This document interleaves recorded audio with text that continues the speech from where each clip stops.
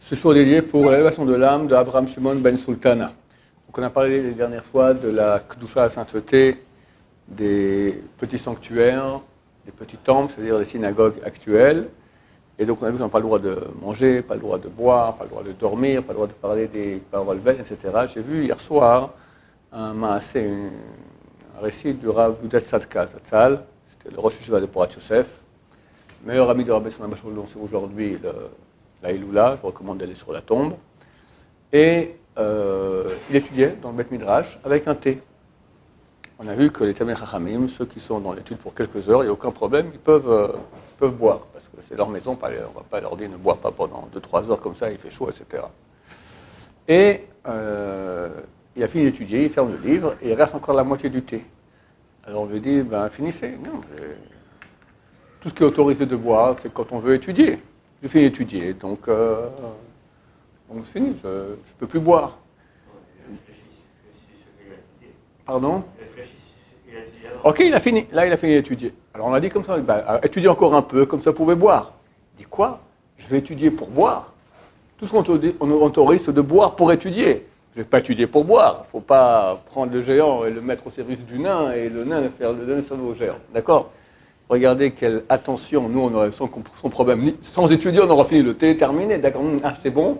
Et on part maintenant en route. D'accord ? Le thé pour la route, on le prend. Pour le bus, pas pour l'étude.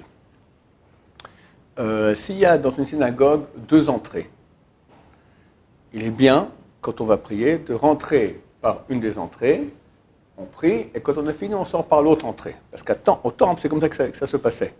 Quand le Bnei Israël rentrait au temple, alors c'est marqué dans la Cheskad, il rentrait par une porte et sortait par l'autre porte. Donc c'est bien d'agir ainsi. Par contre, on n'a pas le droit de faire de la synagogue un raccourci.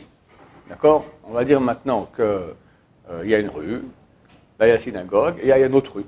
Maintenant, si je dois arriver à l'autre rue, maintenant, si je ne passe pas par la synagogue, je dois faire tout un détour comme ça, tout le pâté de maison, c'est casse-pied. Donc je passe par la synagogue, hop, et comme ça j'ai gagné 1 ou 2 minutes de mon temps précieux pour aller de l'autre côté. C'est interdit, on appelle ça kapandria, ça provient du grec ancien, j'imagine. Pas le droit de faire de la synagogue, une kapandria, un raccourci. Le Ben Ishraï, exceptionnellement, lui, il est plus laxiste que le Rav Ovadia Yosef à ce sujet. Lui dit, si tu passes pour faire une mitzvah, tu passes maintenant pour aller à une autre synagogue, ou un Bet Midrash pour étudier, ou aider la veuve et l'orphelin, qu'est-ce que j'en sais moi, tout ce qui est une mitzvah, prendre ton avion pour venir habiter la terre d'Israël, c'est une mitzvah, d'accord ? C'est permis. Ovadia Yosef dit non, c'est interdit. Même si tu passes pour une mitzvah, c'est interdit. Deuxième cas, que le Ben Ishraï permet, il dit, si, lorsque tu rentres dans la synagogue pour raccourcir, tu t'arrêtes une petite minute, tu lis un Mizmor Tehilim, tu lis un chapitre de Tehilim, et tu continues. Vu que tu es rentré t'es pas rentré pour une mitzvah, tu es rentré pour passer de l'autre côté, mais tu as fait une mitzvah en passant, ça va. Alors, ça veut dire non, on permet pas, on permet de rentrer à la synagogue pour étudier, tu rentres pour là, tu ne penses pas maintenant aller autre part, c'est pas un raccourci. Après, quand tu as fini, tu veux sortir par l'autre côté, ça tu peux, c'est même mieux comme on a dit. Mais rentrer pour sortir de l'autre côté, et en passant autoriser cela, par le fait qu'on va lire un texte de Tehilim, ou autre texte d'accord de Torah, ça c'est interdit, d'après le Ben Ishraï. Permis, d'après Ovadia Yosef, interdit. Autre halakha, qui est très difficile de faire pour beaucoup de personnes, il est écrit dans le Shulchan Aruch, le Rama écrit cela, qu'on n'a pas le droit dans la synagogue de montrer de l'amour à autre réalité qu'Hachem. Dès lors, on ne peut pas embrasser, on ne peut pas faire la bise, d'accord ? Alors, Rabbi Yosef, il écrit que les Marocains qui ont l'habitude, lorsque un proche ou même un ami il monte à la Torah, quand il redescend, on lui fait la bise, chacun fait la bise, d'accord ?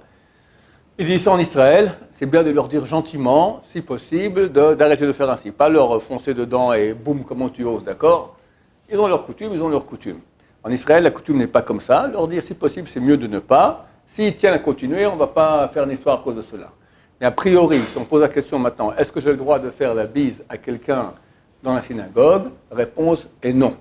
Si on le fait par honneur, par exemple, embrasser la main d'un tzaddik, d'un Talmid Chacham, ça c'est permis. Parce que ce n'est pas montrer de l'amour, c'est montrer de l'honneur, et ça va. Mais montrer de l'amour, on ne peut pas montrer de l'amour à quelque chose d'autre qu'à Hachem. Donc les enfants par rapport aux parents, les parents aux enfants, les amis, etc., etc., etc. Il faut faire attention à cela. C'est difficile. Moi, je sais que quand j'ai des gens qui viennent ici à la yeshiva, des anciens élèves, tout ça, ils viennent, ils me font la bise à la synagogue, je ne peux pas, je suis un peu embêté, mais ce serait bien de leur expliquer qu'on ne peut pas faire cela dans la synagogue. Baruch Adonai, l'olam, amen va amen.